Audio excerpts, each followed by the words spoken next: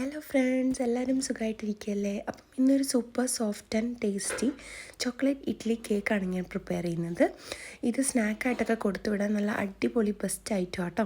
അപ്പം water content ഒട്ടും ഇല്ലാത്തൊരു മിക്സി ജാറാണ് ഞാനിവിടെ എടുത്തിരിക്കുന്നത്. ബീറ്ററിൻ്റെ ഒന്നും ആവശ്യമില്ല. അപ്പം ഇതിലേക്ക് ഞാനൊരു മുട്ട, റൂം ടെമ്പറേച്ചറിലുള്ളൊരു മുട്ട ആഡ് ചെയ്യുന്നുണ്ട്. മുട്ടയുടെ കൂടെ തന്നെ ഈ ഒരു സ്പൂൺ അളവിനാണ് ഞാൻ എല്ലാ ഇൻഗ്രീഡിയൻസും എടുക്കുന്നത്. വേറെ മെഷറിംഗ് കപ്പിൻ്റെ ഒന്നും തന്നെ ആവശ്യമില്ല. ഈ ഒരു സ്പൂണിൽ 5 സ്പൂൺ പഞ്ചസാര പൊടിക്കാതെ അങ്ങനെ തന്നെ നമുക്ക് ആഡ് ചെയ്യാൻ പറ്റും. പിന്നെ ഞാൻ സൺഫ്ലവർ ഓയിൽ ഒരു 3 സ്പൂൺ ആഡ് ചെയ്യുന്നുണ്ട്. ഏതെങ്കിലും വെജിറ്റബിൾ ഓയിലൊക്കെ നമുക്ക് ആഡ് ചെയ്യാം. കോക്കനട്ട് ഓയിൽ യൂസ് ചെയ്യരുത്. വാനില എസൻസ് ഞാൻ ഈ ഒരു ബോട്ടിലിൻ്റെ അടപ്പിൽ അത്രയും മാത്രമേ എടുക്കുന്നുള്ളൂ. പിന്നെ ഇതിലേക്ക് മെയിൻ ഇൻഗ്രീഡിയൻ്റ് ആട്ടയാണ് ആഡ് ചെയ്യുന്നത്. മൈദ ഇവിടെ യൂസ് ചെയ്യുന്നില്ല. അതുകൊണ്ട് തന്നെ ഈ ഒരു കേക്ക് നല്ല ഹെൽത്തിയാണ്. ബേക്കിംഗ് പൗഡറും നമ്മൾ ആഡ് ചെയ്യുന്നില്ല കേട്ടോ. അപ്പം ആട്ട ഈ ഒരു സ്പൂണിൽ 5 സ്പൂൺ ആട്ട നമ്മൾ ആഡ് ചെയ്ത് കൊടുക്കുന്നുണ്ട്. പിന്നെ ചോക്ലേറ്റ് കേക്ക് ആയതുകൊണ്ട് തന്നെ കൊക്കോ പൗഡർ നമ്മൾ ഈ ഒരു സ്പൂൺ അളവിൽ 1 സ്പൂൺ കൊക്കോ പൗഡറാണ് ആഡ് ചെയ്ത് കൊടുക്കുന്നത്. അപ്പം ഇത്രയും ഹെൽത്തി ആയിട്ട് ഇത്രയും വളരെ പെട്ടെന്ന് തയ്യാറാക്കിയെടുക്കാൻ പറ്റുന്ന ഈ ഒരു കേക്ക് എല്ലാവരും ട്രൈ ചെയ്ത് നോക്കണം കേട്ടോ. ഇതിൻ്റെ കൂടെ 2 പിഞ്ച് ബേക്കിംഗ് പൗഡർ അല്ല, സോഡാപ്പൊടിയാണ് നമ്മൾ ആഡ് ചെയ്യുന്നത്. എന്നിട്ട് ഒരു നുള്ളു ഉപ്പും കൂടെ ആഡ് ചെയ്യുന്നത് എന്തിനാണെന്ന് വെച്ചാൽ ഇതിൻ്റെ ഒരു മധുരമൊക്കെ ബാലൻസ് ചെയ്യാനായിട്ട്.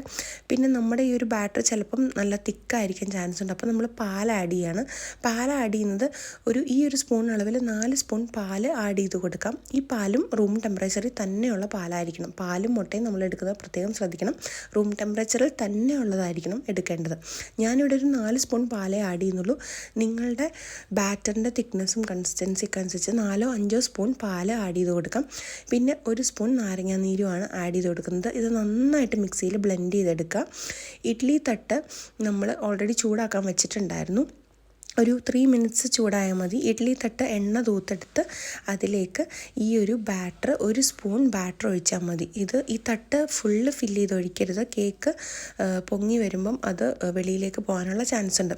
എന്നിട്ട് ഈ ഇഡ്ഡലി തട്ട് ഫുള്ള് ഫില്ല് ചെയ്തിട്ട് നമ്മൾ അടച്ചു വെക്കണം. അപ്പം നമുക്ക് ഇങ്ങനെ കേക്ക് ഉണ്ടാക്കുമ്പോഴേക്കും ഒരു 11-12 കേക്ക് നമുക്ക് കിട്ടും കേട്ടോ.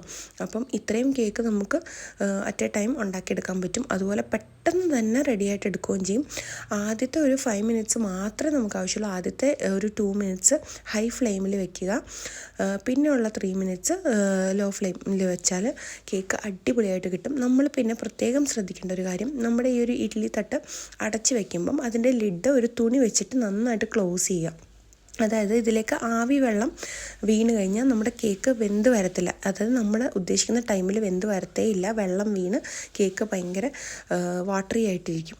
അപ്പം കണ്ടില്ലേ, കേക്ക് ഒരു 5 മിനിറ്റ്സിനുള്ളിൽ തന്നെ റെഡി ആയിട്ട് വന്നിട്ടുണ്ട്. നല്ല അടിപൊളി കേക്കാണ്. നല്ല ടേസ്റ്റും ഒരു കപ്പ് കേക്കിൻ്റെ അതേ കൺസിസ്റ്റൻസിയാണ്. കപ്പ് കേക്ക് പോലെ നമുക്ക് റെഡിയാക്കി എടുക്കാൻ പറ്റും. കപ്പ് കേക്കിൻ്റെ മോൾഡ് ഉണ്ടെങ്കിൽ നമുക്ക് കപ്പ് കേക്ക് പോലെ റെഡിയാക്കി എടുക്കാൻ പറ്റും കേട്ടോ. അപ്പോൾ ഇതിൻ്റെ ഉള്ളിൽ വെന്തോന്ന് അറിയാൻ വേണ്ടിയിട്ട് ഞാൻ ഈ ഒരു ഫോർക്ക് വെച്ചിട്ട് ഇതൊന്ന് ജസ്റ്റ് കുത്തി നോക്കുകയാണ്. കണ്ടോ, ഉള്ളിലും നന്നായിട്ട് വന്നിട്ടുണ്ട്. അതായത് ഇതിൻ്റെ കേക്ക് ഫുൾ നന്നായിട്ട് വെന്ത് കിട്ടിയിട്ടുണ്ട്. അപ്പം ഞാൻ വീണ്ടും ഇത് ഒന്ന് തണുക്കാനായിട്ട് മാറ്റി വെച്ചു.